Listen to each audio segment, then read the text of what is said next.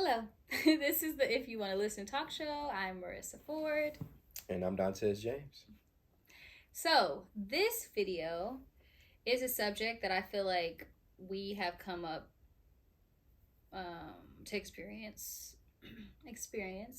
more lately, and it's just pretty much working with your significant other and how to navigate working with someone that you're in a relationship with, because I know a lot of times people say don't, absolutely not, don't ever do that, but we have found ourselves in a situation where we get way more done when we use the help of each other.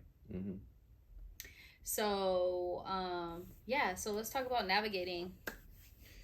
Oh man, I think that if you could work with your significant other, you could do anything and work with anybody.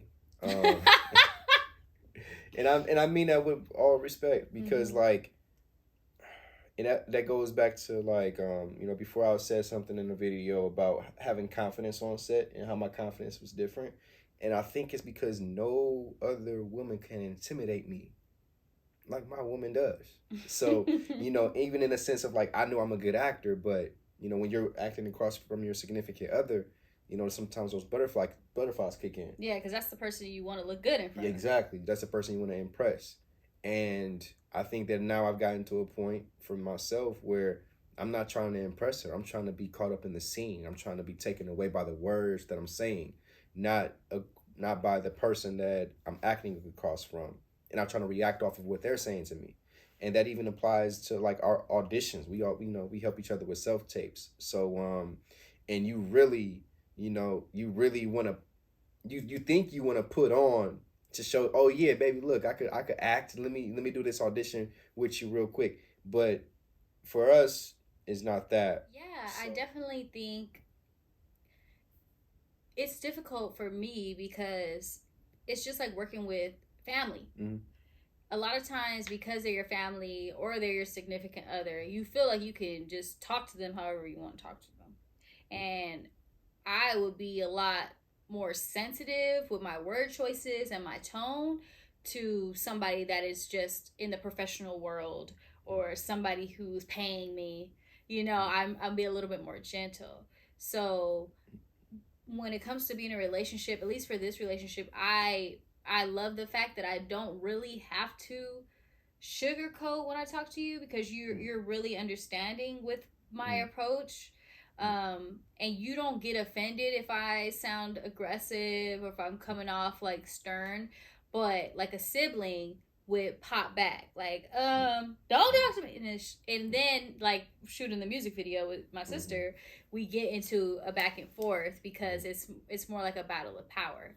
But I think if you have a relationship in which personality types are understood and that they're just looking out for the best interest of the project at hand, I think it could be a better situation rather than if you find yourself in a relationship where you can't really just be yourself. Right.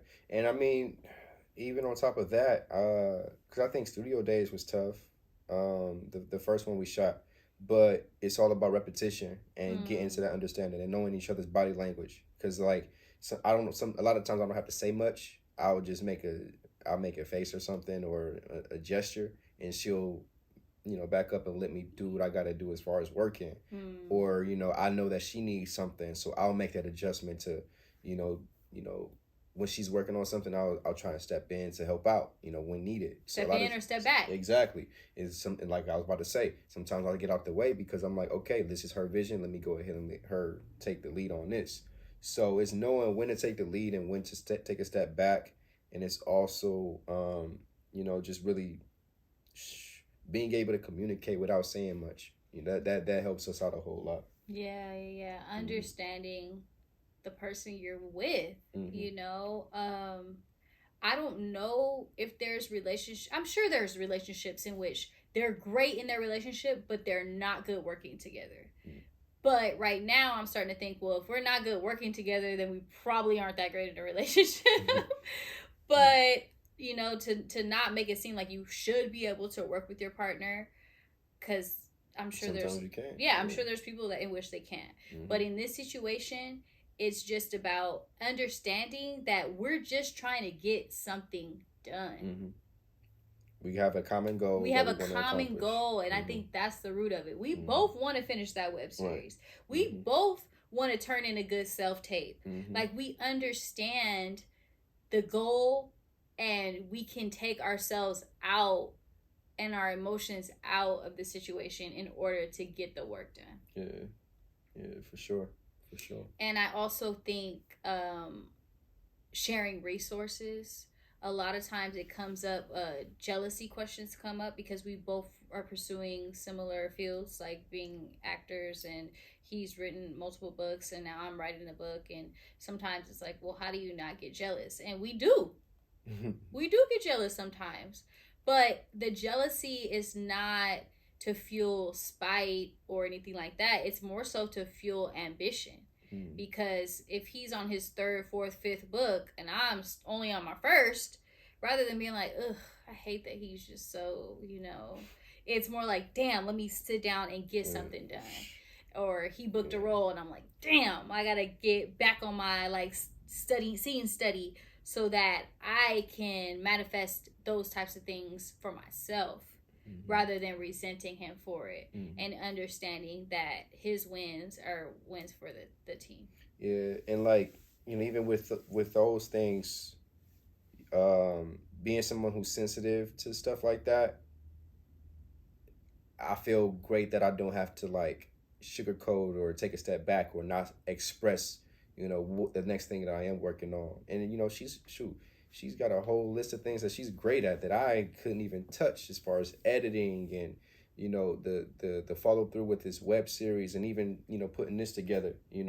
For me, it's like I have all these ideas, but it's easier for me to do them alone than working with people. She's great at, assembling a team and pushing through and getting it done. Oh, that's nice of you to say. Yeah. But I disagree, because I definitely feel like you're great at getting people rallied together as well. It's just levels, You would writing books right now, that's your focus, and that is a one-man job. But I'm sure whenever you get to that next step where you have a project where it needs multiple people, or you got me to help write it into a TV show, So. She's been a saving grace for sure, because they're like, and that's the thing too. Like she said, the jealousy part, someone asked me that question the other day, and I was just like, that doesn't exist, but I didn't look at it from those point of views.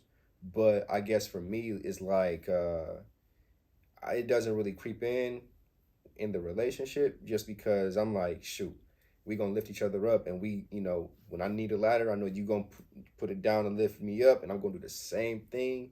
And we're just gonna keep on catapulting each other over that hill, because there's the, like we said before, the common goal, the mission, and it's way bigger than our egos or what's present. And respect is a big thing, because right now I was just thinking about knowing your role, and you can't have 2 head chefs. Okay, so I could be a head chef in my kitchen, and he could be a head chef in his kitchen. But we can't both be head chefs in the same kitchen at the same time. That just doesn't work. So when navigating relationships and working on things, I feel like you have to know who is taking the lead on a certain thing. If you're giving me critiques, you're the one seeing me outside of me, so I'm going to let you lead on that, because I can't really see. I might disagree, but it's just about knowing who is going to be the leader in that moment and knowing your strengths. If he knows that I can edit, he's not gonna be like, let me take this over and edit it, and now we're fighting because I feel like I'm better in that area. And of course, you got to ask first. You can't just assume that person is going to be down to do something. Sometimes I wait until I absolutely can't do. I have no clue. Can you please help me out with this? And I thought you never asked. Waiting for him to ask. Waiting. But and don't take advantage of your person. Yeah. That's another thing. I'm down to help, because I see that he has tried every which way he could to get it done. He's even outsourced to other people to get something done.